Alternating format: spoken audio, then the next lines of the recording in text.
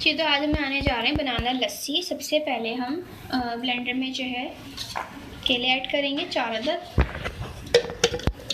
इसके साथ मैं इसमें ऐड करूँगी दही 1 कप।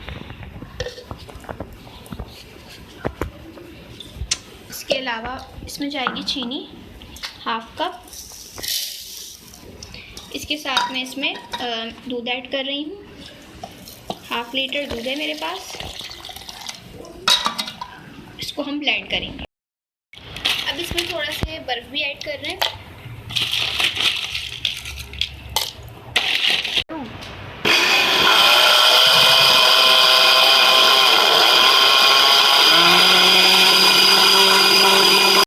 अब इसको सर्व करेंगे।